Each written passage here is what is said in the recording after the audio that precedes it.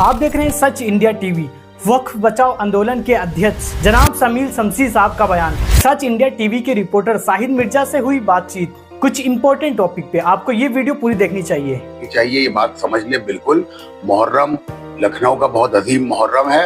इस अजीम मुहर्रम के अंदर किसी भी तरह की ऐसी हरकत को कोई आदमी बर्दाश्त नहीं करेगा जिसको अपनी जाती खुन्नतें हैं वो अपनी खुन्नतें अपने पास रखें, उसको अंजुमनों के जरिए, कौम के जरिए या किसी उसके जरिए जो है वो मुसल्लत करने की कोशिश ना करें।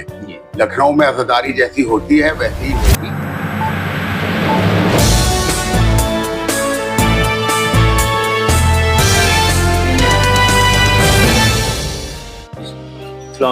वालेकुम अस्सलाम। जैसे कि देखने में आया है कि इधर आप अपने बिजनेस के सिलसिले में काफ़ी मशगूल रहे, बहुत बिजी रहे। इस वजह से आप कौमियात से भी थोड़ा दूर रहे, सोशल मीडिया की एक्टिविटीज से भी दूर रहे।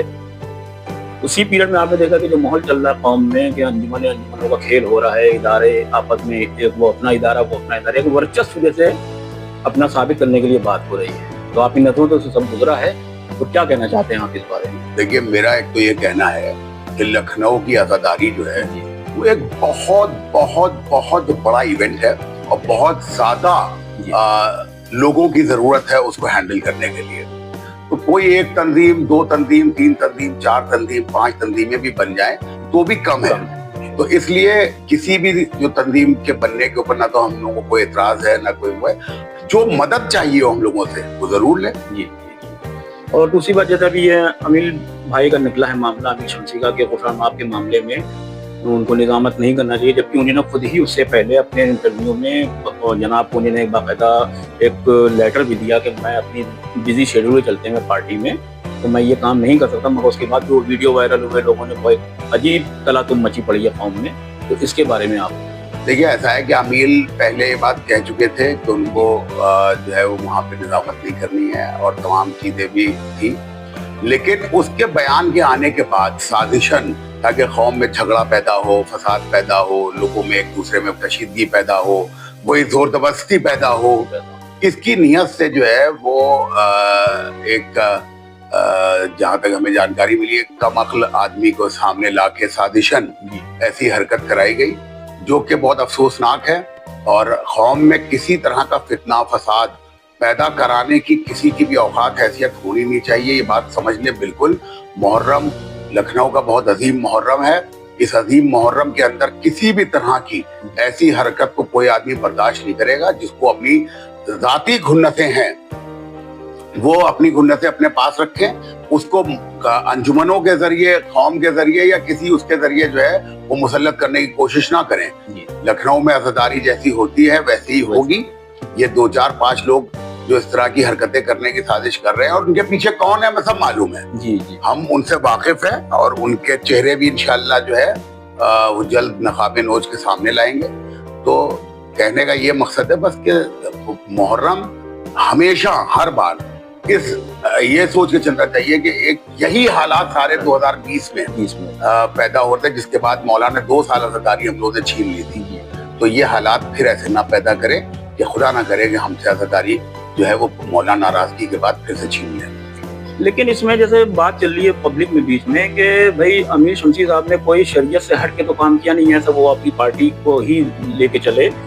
इसके पहले भी कई लोग हो चुका है, कई लोगों ने ये सब मामले करे कि जिन्होंने ऐसे ऐसे काम करे जो शरीयत से हट गया, मगर उसके बावजूद नहीं उठी। ये क्या वजह है कि खाली अमीर शमसी को ही टारगेट किया जा रहा है? देखिए, सियासत की वजह है। जो साहब ये बोल रहे हैं जी, उनकी खुद की अंजुमन उन लोगों से मोटा चंदा अपनी शब्बेदारी के लिए लेती है कि जो गाय के राखी बांध चुके हैं या जो हनुमान चालीसा पढ़ते हैं, जिन्होंने वक्फ बोर्ड के इलेक्शन में वसीम त्यागी के जो है वो क्या कहते हैं गले लगा के उसको मुबारकबाद दी।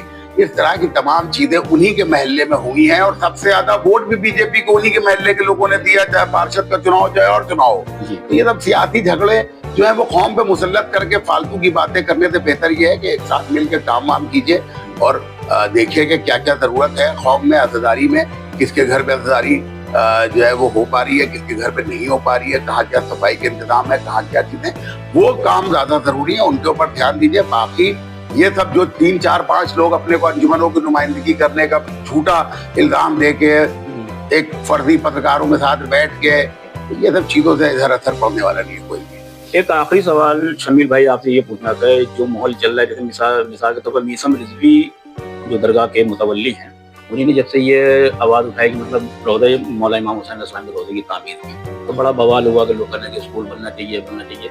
आपका इस बारे में मतलब क्या ख्याल है?